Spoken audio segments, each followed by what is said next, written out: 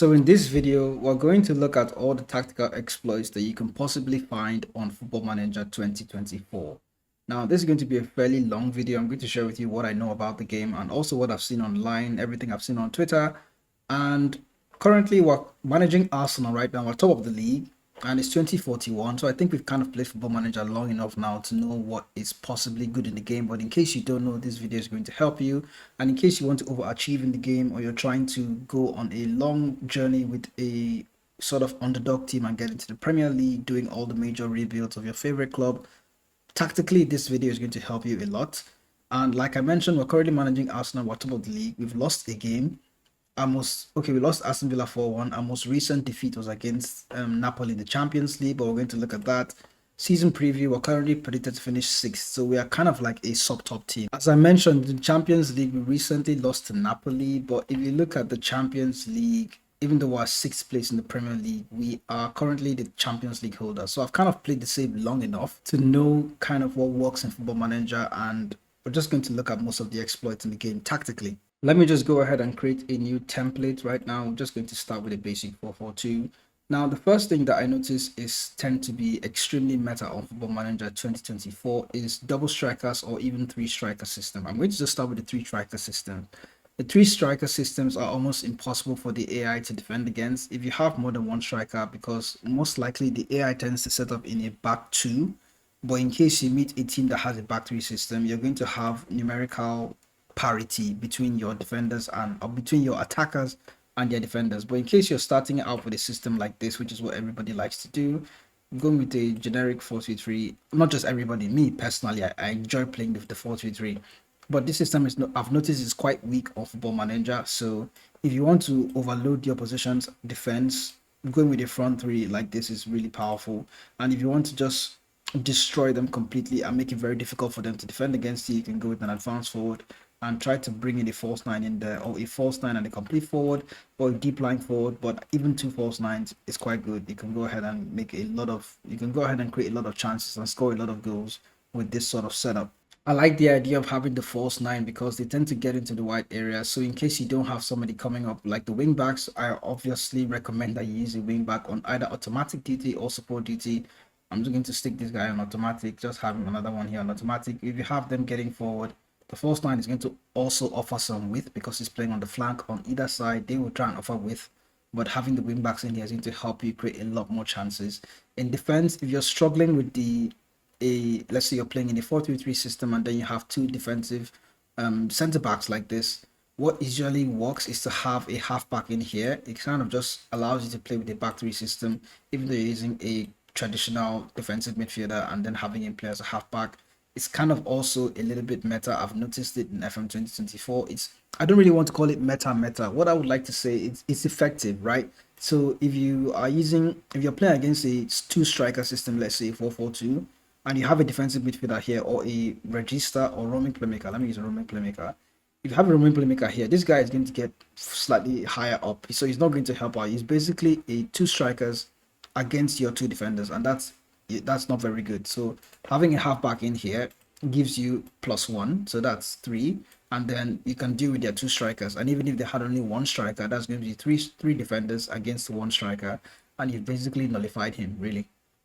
Another tactical tweak you can add, we're just going to drift away from the tactic screen here a bit over to the set pieces. Now, a lot of people use the near post set piece, let's say for corner routines.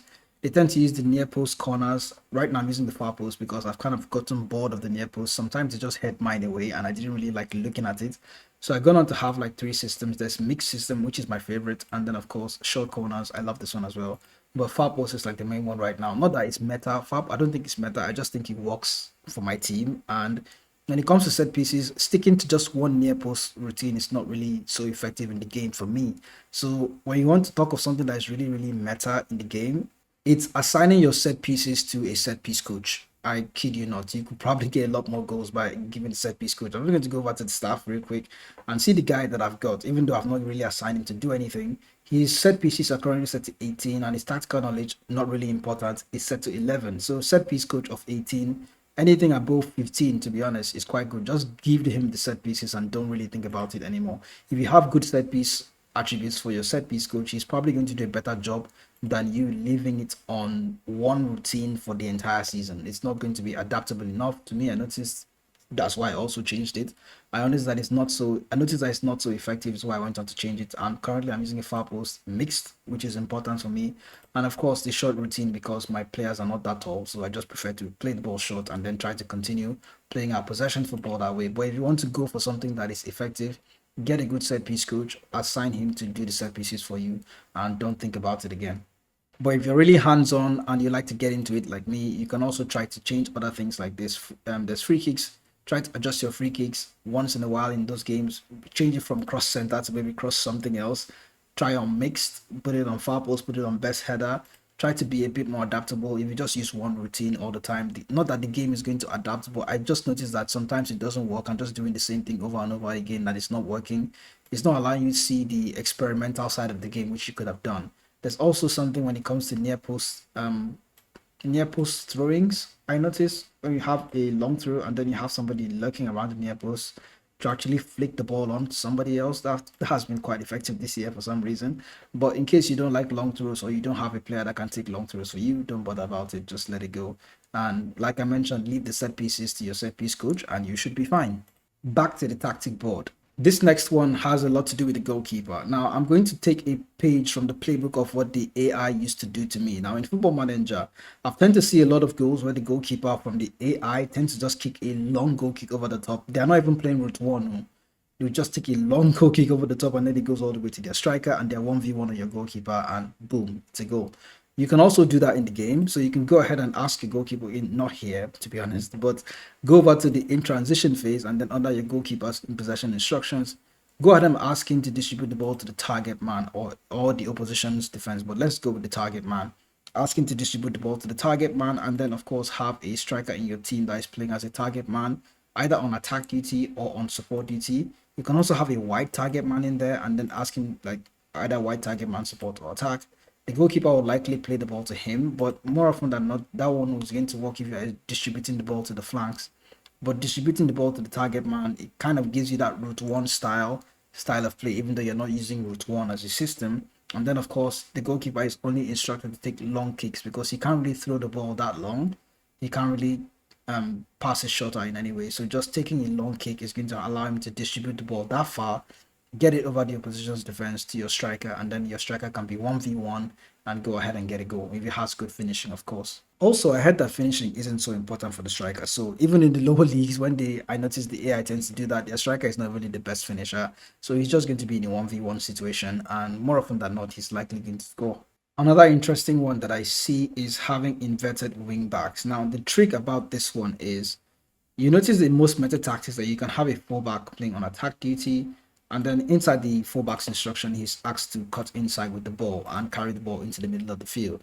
Well, for some reason, you can also do that with inverted wing back, either on support duty or attack duty. Have them come in and overload the midfield. Now, this sort of works well if you have a Mezzala on this side, either playing on attack or support duty. The Mezzala is going to get out wide, and then the inverted wing back is going to take advantage of the space vacated by the Mezzala. It's quite good in the game. It kind of works really well because the attacker of the opposition's team that is supposed to mark this guy is going to be pulled inside, or either he's going to be pulled inside or he's going to be reluctant to actually come inside and defend. So your inverted wing back is going to be left with acres of space to play through balls. You can also ask him to take more risk with his passing.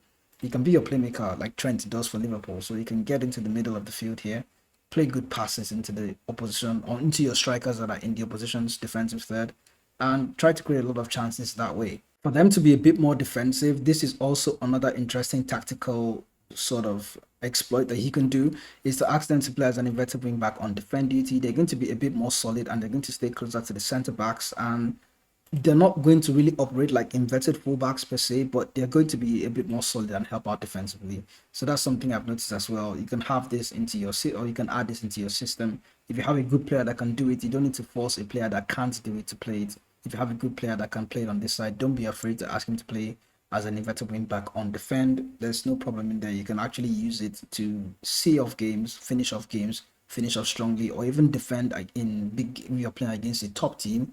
You can use this kind of player to defend and compress the middle of the field in here. Another tactical tweak that people rarely talk about is the opposition instruction screen when it comes to marking the opposition. Now, currently, I have a game against Liverpool. They're a very stubborn bunch, I'll be honest with you. Liverpool are quite good in this game, but if you look at the opposition's team here, there's a player here in Makame, Mohamed Makame.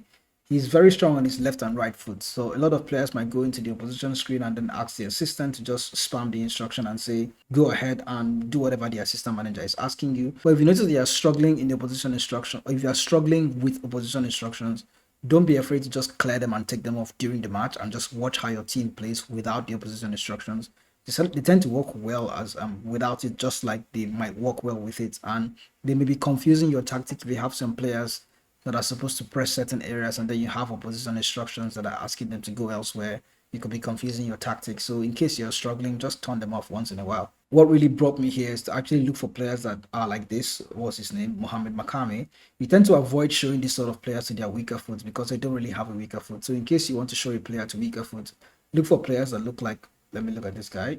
This guy is going to be 50-50. He has a reasonable weaker foot, but you want to look for somebody that has a terrible weaker foot. Even players with reasonable weaker foot, I sometimes tend to show them to weaker foot, but other times I just tend to ignore them and then look for those players that have glaringly weak foot, like Jao Neves here in central midfield. I thought I wasn't going to find anybody, but I found somebody.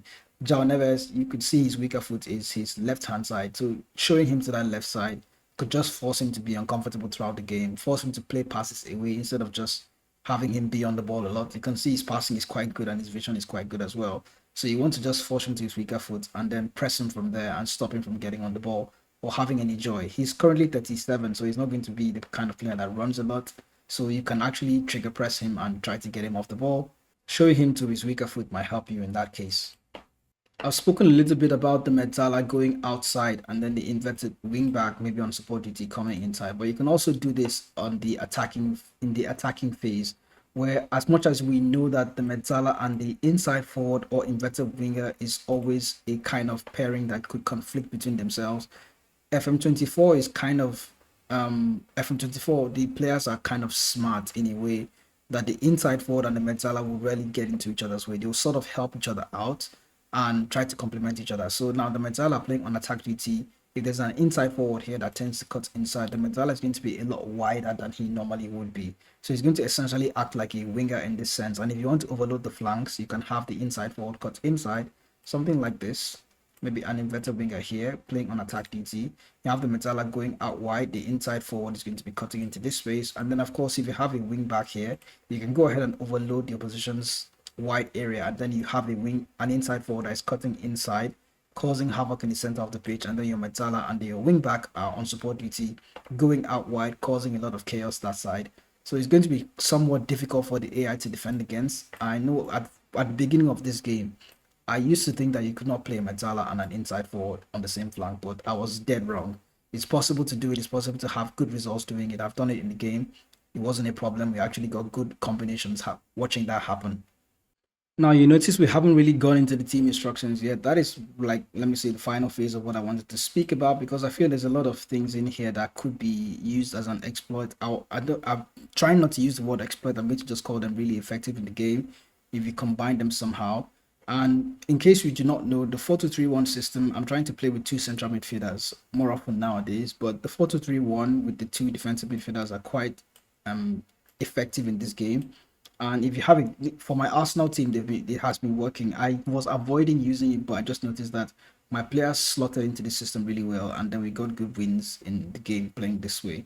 But going into the team instructions, then mentality wise, the balanced mentality is quite good if you're a mid-table team. If you're a smaller team, let's say you're a weaker team in the league, I've had some success playing as Portsmouth in the Premier League, where I use an attacking mentality and we're successful.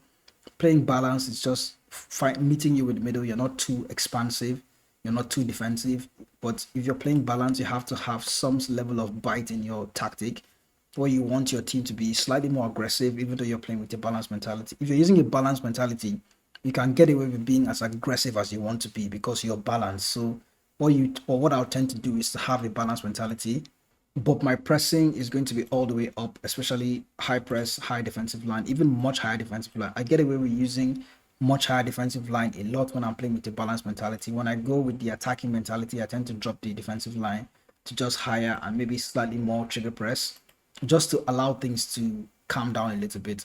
But the effective mentalities are, of course, positive mentality, attacking mentality.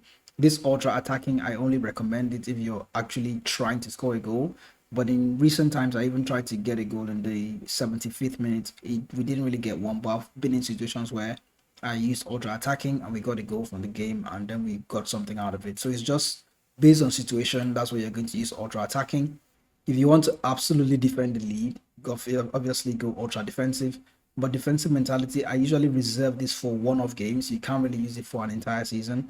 Cautious mentality as well. You can use this for one-off games as well. Games that you're not sure the opposition is going to be too easy for you to beat.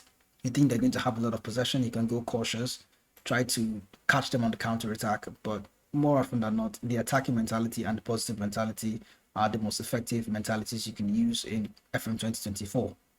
Now, team instructions wise, playing fairly narrow is known to be meta as well. But if you're struggling to play narrow, just go ahead and play with a fairly standard or fairly wide attacking width. If you're noticing that the opposition is defending in a huge low block with a lot of players in there, playing narrow is not going to help you. So you have to know how to adapt. When you're noticing that it's not working, switch it up immediately, have something different, maybe fairly wide, and try to create more attacking lanes in there, kind of in changing your system a little bit. I also noticed that you don't really have to force play out of defense. You can ask your goalkeeper to do that and then continue to play that way. Having play out of defense, if you're not a good team in possession, it can cost you possession. This year, playing through the flanks are quite good. So you can ask both your wingers or your wingbacks to play the ball down the flanks. Tell your team to exploit the flanks. Try to get the ball out wide as possible. Move in there, create a lot of crossing opportunities, some through ball opportunities from wide areas. It tends to work well in most effective systems that I've seen on FM. But if you notice that you're struggling to get something out of going down the wide areas, of course, check it off. And then if you have a very good playmaker, a very good number 10, you can have him play through the middle. But notice that when you're doing this, you're going to easily mark this guy out of the game because the opposition may want to have somebody there that is marking him. And if you notice it's not working, go ahead and uncheck that option. For crossing, I'm the one person that doesn't really focus on low crosses all the time. I tend to leave it on mixed crosses because you'd find yourself with a striker that is 6'3", 6'4". You can't really play low crosses with him. There's no point. So I just tend to use the mixed crossing more often than not. Walk the ball into the box. I don't really like it, except I'm playing against a team that is really defensive. But there's a way you can cheat the walk the ball into the box instruction. That is by switching to a slightly lower tempo or even using a standard passing directness and slightly lower tempo. That tends to work well. So you're not going to really need to force walk the ball into the box. But in case you're trying to break teams down, this is a very good way to go. So we are almost done. And looking at in transition phase, what I tend to do a lot that I've noticed is more like an exploit in the game. Or what I would say, if you don't do it, you might just be passive in the game and then the AI is just going to play around you. That is, of course, to use the counter press instruction. Have a lot of pressing in there, even if you're a small team. You don't want to give the opposition time on the ball all the time. The only time I ever worry about turning off counter press is towards the latter stage of the game. And we know that we're winning and we're in a safe position. We don't want to rush anything. Yeah, we can go ahead and uncheck counter press. Let's say you're leading 2-0 and then you know that in the last 10 minutes you don't want to really bother about getting the ball back and scoring. You can go ahead and uncheck this option. Counter attacking also works well because in case you go ahead and win possession, you can hit the opposition on the break. They may not be very set in their defense to start defending, so you can go ahead and counter them. But if you're managing an elite team, there's no need to actually force counter attacking. You can just leave it blank and then have your team go ahead and continue the attack whenever they win possession of the ball. There's no need to actually force the instruction when you go ahead and do that. But counter press and counter do work. In the goalkeeping phase, you want to have him distribute the ball quickly. Of course, it's not by force. Why? I tend to leave most of this stuff blank. That's what I've noticed is quite good for me. But exploit wise, yeah, distributing the ball quickly when you go ahead and recover it, the goalkeeper can start another counter attack and then have the team continue like that and try to hit the opposition when they are not set in their defensive shape. That is as much as I can share tactically, and that is what I would call the Football Manager 2024 tactical playbook. If there's anything that I might have missed out, do let me know in the comment section.